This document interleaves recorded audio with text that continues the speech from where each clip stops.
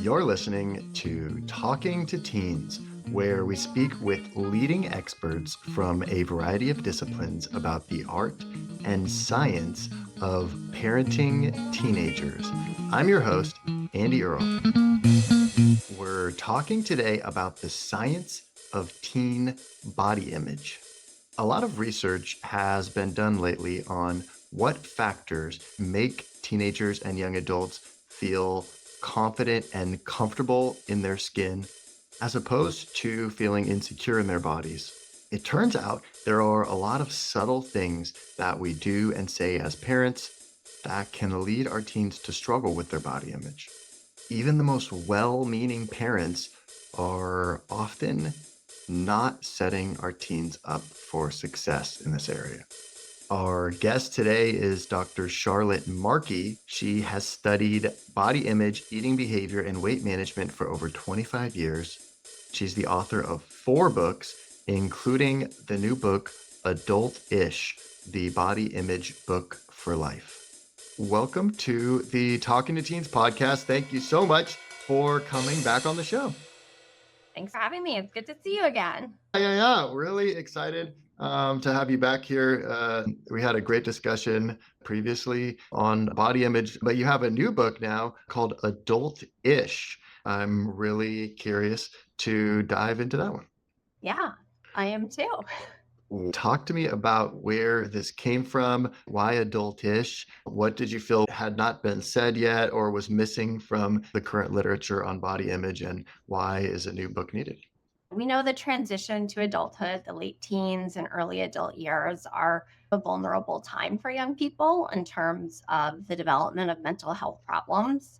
It's also a time when a lot of young people lose their day-to-day support people, their families, and some of their close friends because they go away to school or start jobs. The combination of this vulnerability, dependence, and lessening of support can be a bad combination for young people.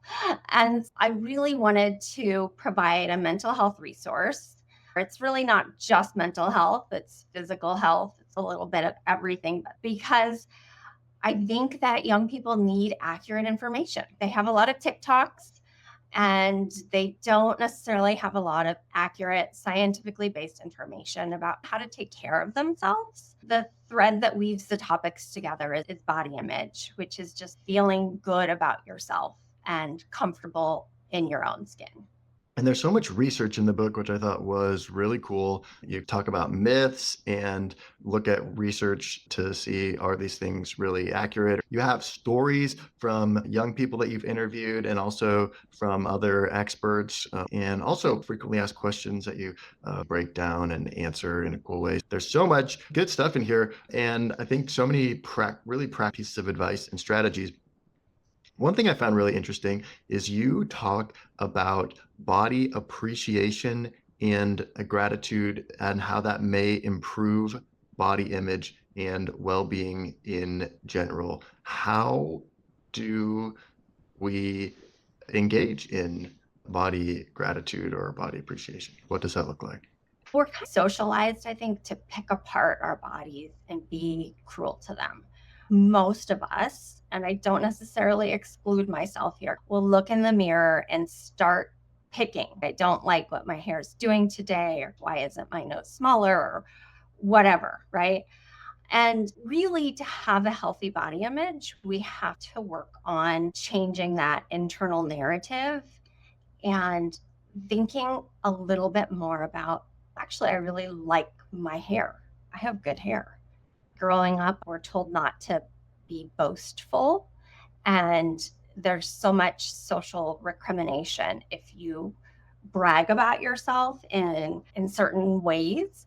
And yet the picking apart yourself is actually pretty destructive for mental health. So when we're talking about body appreciation and gratitude, a lot needs to stem from, what do I like about myself? It doesn't have to necessarily be said out loud. You don't have to break all social conventions, but it's okay to say it out loud sometimes. And it's certainly important to say it to yourself.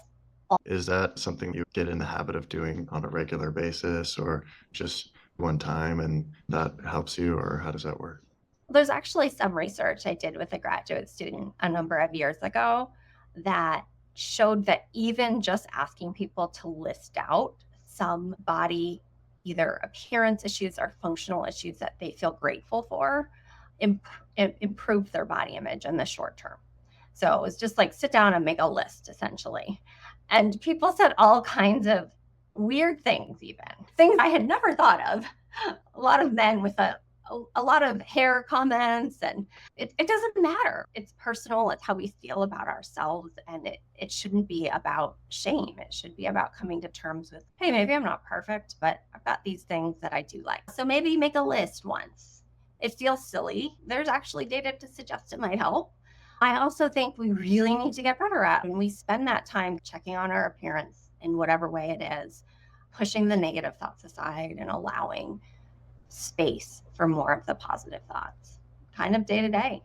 You really pick a fight in the book with diet culture. There's a whole chapter on canceling diet culture. Why is that? What's wrong with diet culture? Isn't that helpful to be being exposed to new ideas that we can implement that could make us healthier and be improving our fitness? What could possibly be bad about diet culture?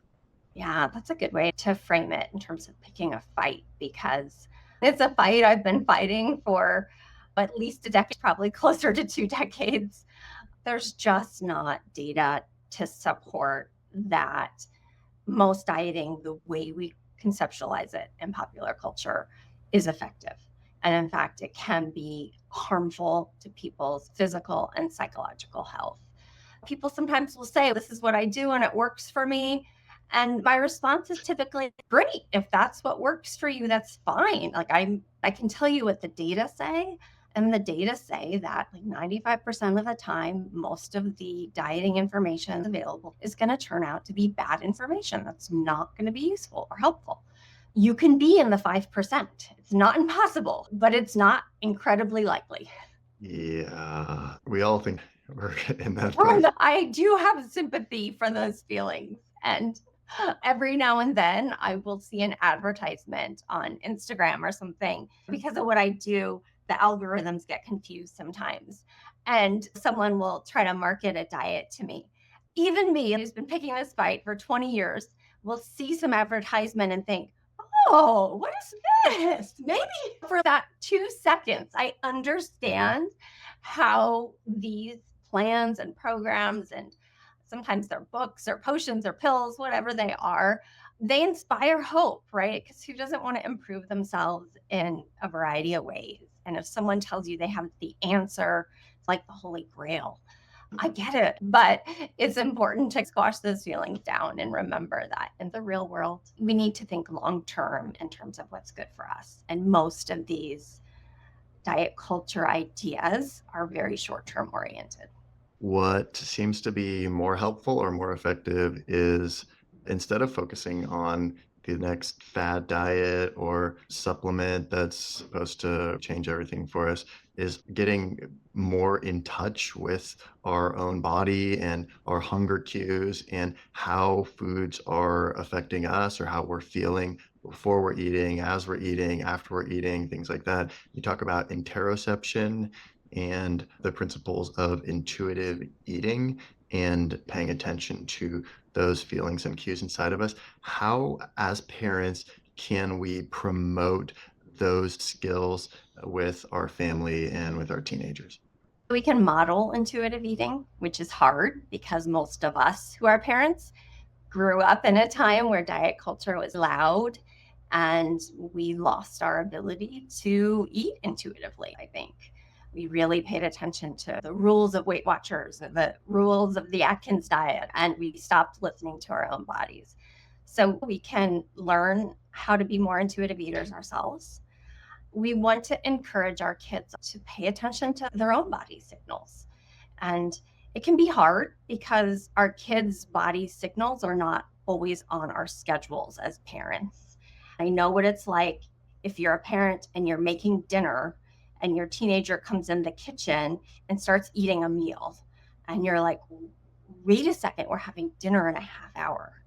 According to intuitive eating, what we should be letting our kids do is have that meal because they're hungry.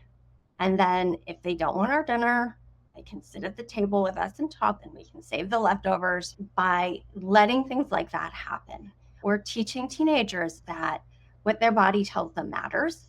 And if they're hungry now, they should eat now. And so even though it's a sort of silly example, it's really part of a larger way of viewing food and how we're feeding our families. And it's not necessarily how we were fed. And again, as a parent, it can be maddening. But I do think when our kids can take or leave food because they know if they're lucky enough to have food security, that it will be there and can be eaten in accordance with their needs, I think that's really a gift to give them. You have some really interesting research in the book by Dr. Leanne Birch talking about how children's ability to eat according to physical cues was worst when their parents were most controlling of what they ate. That's so interesting because as parents, we do want to help them develop good habits. Like you have to eat breakfast, or you have to eat your vegetables before you can have another helping of the noodles, or you can't have dessert until you finish everything on your plate. I remember sitting at the table for so long because I wasn't allowed to leave until like my vegetables, and having these fights with my parents because I just don't like Brussels sprouts. I think we're teaching them to eat vegetables because vegetables are important, or if you take the food, you have to eat the food because you need to learn how to take the right amount. But what we're talking about is not necessarily intuitive. Maybe we want to surrender more control over to the kids and let them eat more in the way that feels right to them, even if it might not align with our schedule or what we cooked for dinner. Yeah. And again, as a parent, I'm sympathetic to people who resist some of this, but I think you have to remember parenting is a long game. It's a marathon. So we want kids to be able to feed themselves in accordance with their needs.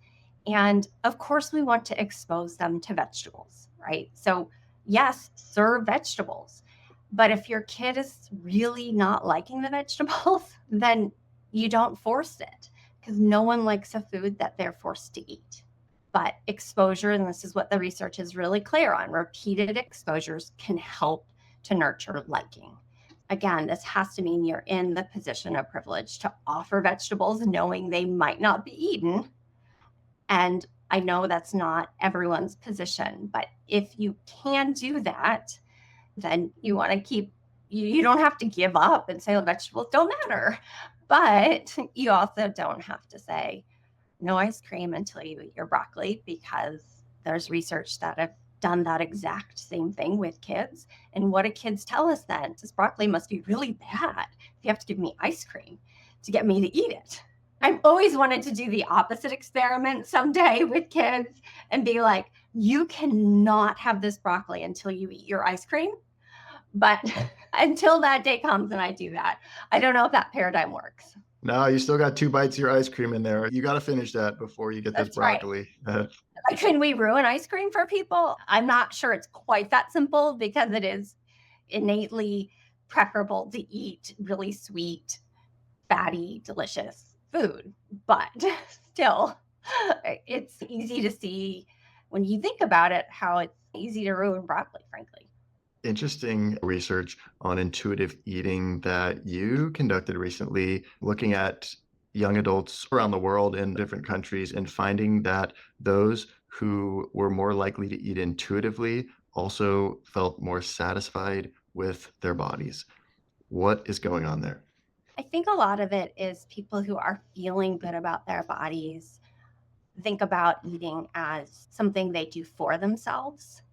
The link becomes apparent in terms of I'm taking care of my body. I respect my body. I feel good about my body, right? These things go together. It's not clear what the chicken or the egg is. This is cross-sectional research we did. We didn't follow people across time, but the converse would be I don't like my body. I want to deprive my body. I think it's easy to see how diet culture has taught a lot of us that those things go hand in hand. instead of thinking of it in a very positive way, which is, I need this body to last me for a long time. I need to take care of it. I need to nourish it. What would taste good now? What would fill me up? Because I have 6 hours until I can eat after this shift at work or whatever it may be. Yeah, it's also part of a whole constellation of beliefs or attitudes in how we think about our body, having more of a connection with our body, honoring and respecting the impulses of our body, and not blaming our body or thinking that we need to suppress what it's telling us to do, that it's wrong or that it's bad in so many ways. And we all come into the world able to do this for the most part. We come into the world as infants who cry when we need to be fed. And for the most part, parental figures and caregivers try to respect and honor those needs. You're crying, you want food, here's some food. And it is unfortunate then that by about preschool, most of us start to become less connected because you want to eat breakfast before you go to school, or there's a snack time, or there's all these constraints. And it would be beneficial to most of us to have a little more flexibility there. If you're not hungry at snack time, don't eat snack. Or if you really want your lunch at 10:30, some of us get up early. That makes sense. There's something I also found interesting in the book. In addition to picking a fight with diet culture, you also pick a fight with celebrities. And you talk about influences, about our body image, and some really interesting research in here that says in one experiment, viewing celebrities was found to be associated with negative mood and body dissatisfaction, and also other researchers suggesting when young girls follow celebrities on social media, they check social media more often and experience more depression and anxiety. Wow, that doesn't sound good. Social media presents a risk factor for especially young people's mental health and body dissatisfaction. But social media is also a tool of connection. It may be where some people find this podcast and hopefully learn something that's really valuable. But we want to encourage our kids to be careful about who they're following and why, and have conversations about this. I'm not against celebrities. I'm against celebrities that are potentially damaging young people's mental health by making young people feel like this is the ideal of what I need to live up to in terms of both appearance and lifestyle. And young people, especially younger teens, have a hard time knowing and appreciating that this isn't my comparison group. Adults, we have a hard time with this, but I know Kim Kardashian is not my comparison group. I don't feel bad that I don't live up to her appearance or lifestyle ideals. But younger people don't always have a great sense of, hey, wait, this is a different kind of group of people who have a different set of resources and more people making them look this way. And they may actually even be selling a product here. It's a lot to dissect, I think, for a 12 or 13 or 14-year-old. Older teens seem to get better at it. But social media is kind of Pandora's box that's open. I don't think we'll close it, but we need to figure out how to work with it. One place where the social media is interesting is that kids are so worried that if they're not on social media or they're not checking it often enough, then they're going to get left out of conversations. They're going to get not invited to things, or they won't be a part of interactions and jokes happening online. But interestingly, you talk about research in the book that had some students reduce their social media use to no more than 30 minutes per day for 3 weeks compared to other students who did not do that. And the ones who reduced their social media use were less anxious and less depressed, and they actually reported having less FOMO than the ones who used it as much as they want. And there's other research now too. I think I discussed some of it in the book, showing that a week social media break has some mental health benefits. So I think there's plenty of teenagers, if you said you can't go on social media at all for a week, would just freak out at the idea. There's a lot of us adults who might freak out at the idea. But then they survive the week and they're like, actually, I had all this extra time. I went out with people instead because I wasn't just on my phone. It can be a lot of time. We're getting reports of teenagers being on social media for about 4 hours a day and online in general for 6 hours a day. It cuts into sleep, it cuts into other potentially more positive activities. It's really important what you're writing about and talking about in this book. I really hope people will go and get a copy of this one. It's written in such a accessible way that I think it would be really beneficial to go through with your teenagers. Yeah, that's my favorite idea. I'd say parents buy this when your kid's 15 and sit down and flip through it with them because it's also an opportunity to start a lot of conversations that as parents we just don't always know how to start. It's awkward to be sitting at the dinner table and bring up an eating disorder or anxiety disorder. But once you make it more conversational, it's just easier. Kids know that you're there for them and they can talk to you about it. Yeah, it could just be such a great jumping off point for all kinds of conversations, and it would be really interesting to see where those go. So I really encourage people to pick up a copy of Adult-ish, and I wonder also where people can go to find out more about the work that you're doing or to follow updates from you. So the book has a webpage, thebodyimageBookforlife.com. You can go there. All the body image books are on a webpage also, just thebodyimageBook.com. And you can follow me on Instagram and TikTok at Shar_Markey. You'll find me that way. Thank you so much for coming on the show today. It's been great speaking with you, and I think it's a really important topic, and I appreciate your time and the energy that you bring to this. Yeah, I appreciate that you had the book and looked at it. I did an interview with someone yesterday who didn't appear to know it existed. So that was. We're here with Dr. Charlotte Markey talking about the science of teen body image, and we're not done yet. Here's a look at what's coming up in the second half of the show. They're trying probably to explore who they are, come to terms with their sense of identity, maybe even develop some sense of their own personal style or fit in with peers. One of the things that feels so difficult about body image is that our body is constantly changing.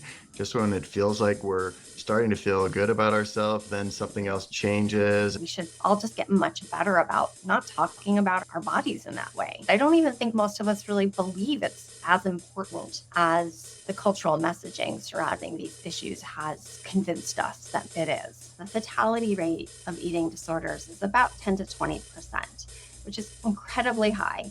There's no mental health problem with a higher fatality rate aside from opioid abuse. Body image is not just a superficial, I like my physical appearance. It really is. I'm comfortable in my own skin. Want to hear the full interview? Sign up for a subscription today. It's completely affordable, and your membership supports the work we do here at Talking to Teens. You can now sign up directly through Apple Podcasts. Thanks for listening, and we'll see you next time.